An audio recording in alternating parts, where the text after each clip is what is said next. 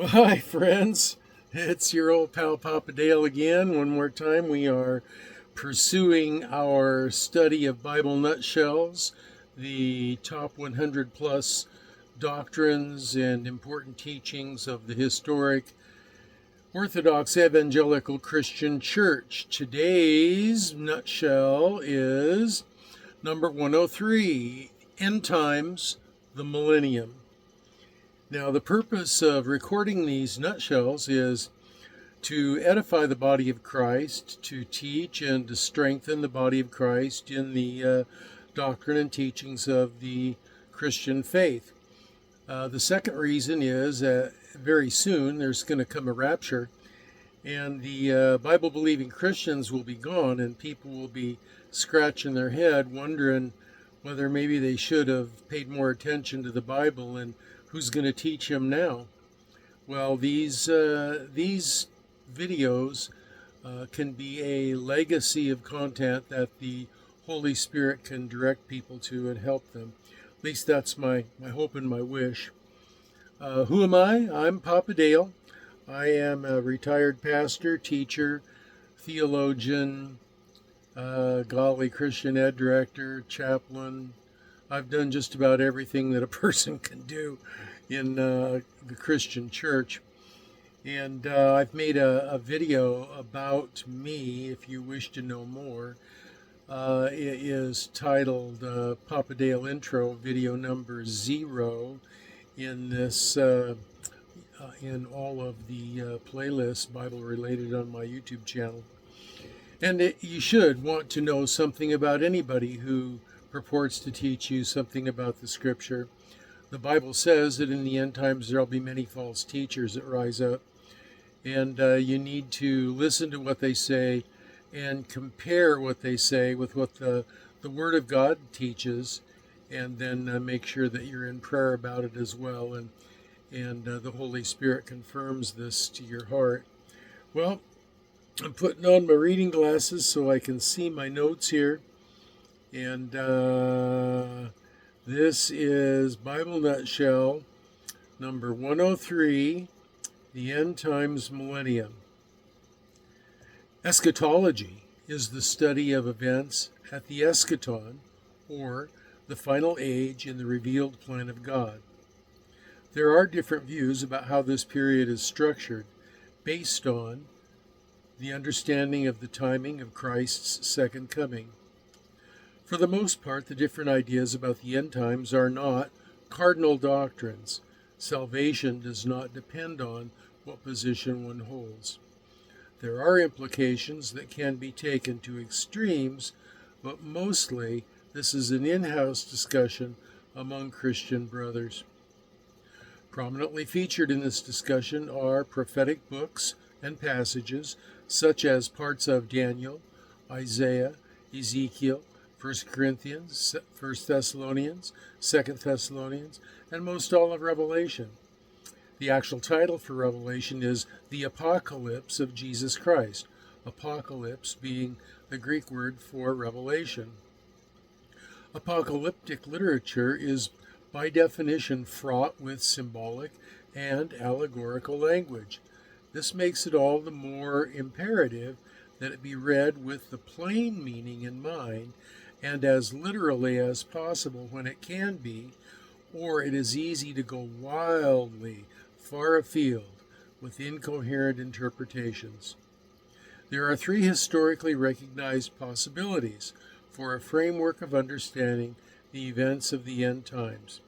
They are postmillennialism, amillennialism, and premillennialism, with the latter one divided into 3 additional sections. The first delineation is the belief about the nature of the millennium and is also called Chiliasm.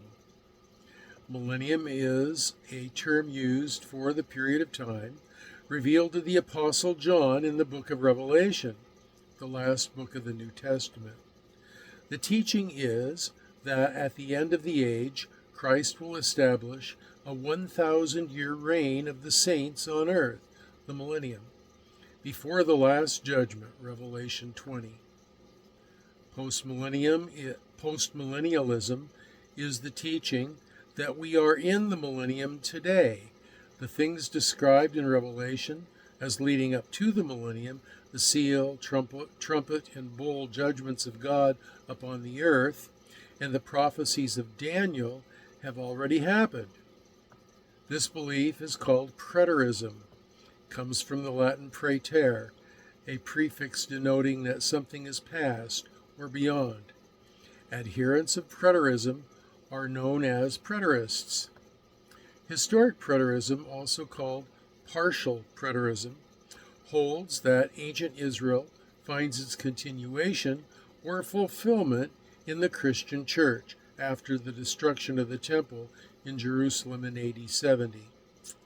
The warnings of Jesus were fulfilled at that time, Matthew 24, Luke 21, and Mark 13. Therefore, it teaches that everything we read in the book of Revelation up to the 20th chapter and verse 6 are past events, and verse 7 and following are the current and future ages. The principal understanding is that we are now in the millennium, and our work and purpose is to Christianize the world, Matthew 28, 19, and 20. The notion is that Satan is bound and that things are getting better daily and will culminate in the second coming of Christ.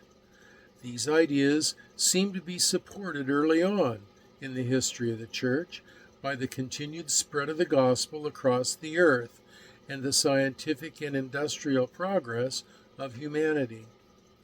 This makes believers in this eschatology very optimistic.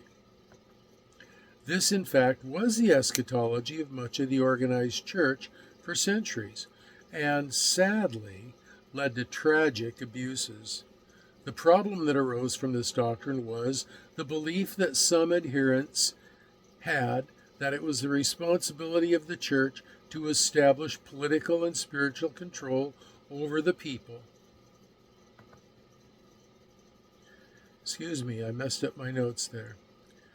Over the people and nations in the name or under the authority of Christ, Matthew 28:18. This led many to see themselves as soldiers of God, fighting to conquer. Like the old hymn said, quote, "Onward Christian soldiers, marching as to war," end quote. The command of Jesus was seen as directing the creation of a worldwide theocracy. This led to very aggressive evangelism and missionary activity through much of church history. The church and Christian nations tried to usher in the second coming of Christ by colonialism and forced conversions. What an abuse that was. A giant shock to this theology came with the extreme violence of the 20th century, 2 world wars, the Holocaust, and the mass murders of millions in the Soviet Union and China. The idea of a world getting better under Christian influence was a failed expectation. While the outworking of the implications of historic preterism created abuse, it was orthodox in its theology and faithful to the cardinal doctrines of the faith, the 5 solas, the physical resurrection of Christ and believers, etc.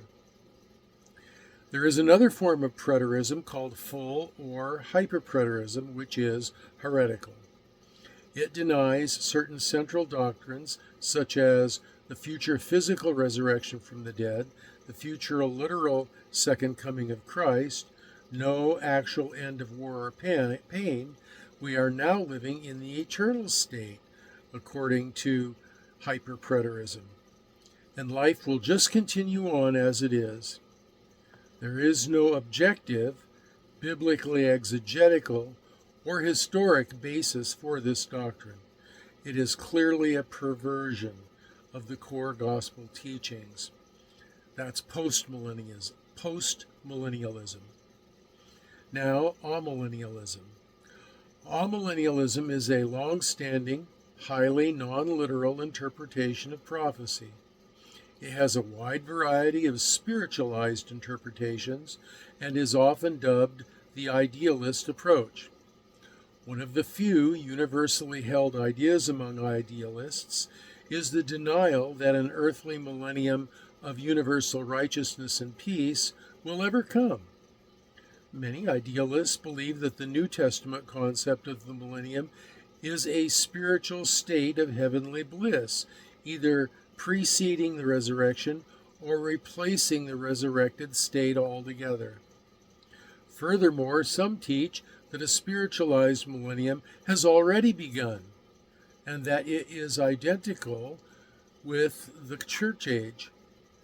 The rule and reign of Christ is spiritual and done from heaven in this belief. The believers on earth preach the gospel, Satan is bound, the earth is evangelized, we live and we die, and after that go to a non-corporeal, blissful existence in heaven. At some future point a tribulation event will occur, Satan will be loose for a time, and the second coming ends the rebellion. This view is so non-literal as to be virtually meaningless. It can mean whatever one chooses to allegorize and eisegetically read into Scripture. Now, the third view is premillennialism. It is the belief that Jesus will physically return to the earth, the second coming, before the millennium, the literal 1,000-year golden age of peace. It is based on a plain reading and literal interpretation of Revelation 21 through 6 in the New Testament, which describes the future literal reign of Jesus on earth for 1,000 years. Premillennialists are also called futurists, as they believe everything from Revelation chapter 4 on is prophecy of future events. For the last century, this belief has been common in evangelicalism, according to surveys on this topic.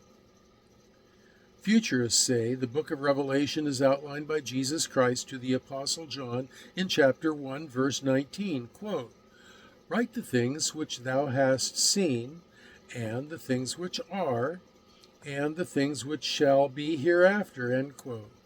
So 3 stages right there. The things John has seen are the visions in chapter 1. The things that are the letters to the churches in chapters 2 and 3 that John was writing right then and there. That's the church age, representative of the church age. Chapters 4 through 22 are the future things. Premillennialism teaches there will be a rapture, a catching up into heaven of the faithful, 1 Thessalonians 4:17, coming either before the dispensational view or after the historic view, the Great Tribulation preceding the millennium. This coincides with the first resurrection of believers from the dead and their translation from mortality to immortality, 1 Corinthians 15:53 and 54. It is quickly followed by the Bema Seat judgment for rewards given to the faithful, Romans 14:10, and the marriage supper of the Lamb follows hard on that, Revelation 19:6. In this understanding, there is a distinct difference between Israel and the church. Both are part of God's plan and purpose. Both are the people of God, but the church did not replace Israel. The promises God made to both the church and to national Israel will be fulfilled. In the meantime, Israel remains on the earth, is converted to Christ, and becomes a witness to him before the nations of the world. This in the tribulation just before the millennium. The 1,000-year millennium is viewed as the time for the literal fulfillment of God's old covenant promises to Israel for global influence. The Son of David, Christ, is their king, and they lead the world in the worship of Yahweh and have security and fruitfulness in the land, and so forth. See Genesis 12, 1 through 3. Critics of premillennialism say the clear teaching of Scripture that these events were coming soon, even expected in Paul's day, works against the futurist position. The response is that soon does not necessarily mean in chronology of time only, but rather it can also have the meaning of imminent or at any moment when it's least expected, or the idea of suddenness when it does happen. This teaching is believed by futurists to reinforce the idea of the wisdom for readiness in the church, as Jesus said, quote, "Therefore, be ye also ready, for in such an hour as ye think not, the Son of Man cometh." Matthew 24:44. So there you have a rather lengthy presentation of Bible Nutshell number 103, the End Times, and on the Millennium. Now, you can leave your comments, questions, or prayer requests in the comments section below this video, or you can leave them also on my Facebook page, Dale Warren at Facebook, and the link to that is below also. In addition to that, there's a link to these notes that I've just gone through. You can slow it down and mull it over and look up all of the scripture verses at your leisure. Now, we do have more videos coming up, and the next one is on the end times and the tribulation. That is a much inquired about topic historically in the Christian church. And so I'm looking forward to sharing that one with you. So until I see you in the next video, this is the old Papa Dale signing off and saying, I'm praying for you that you will be well and that you will be blessed.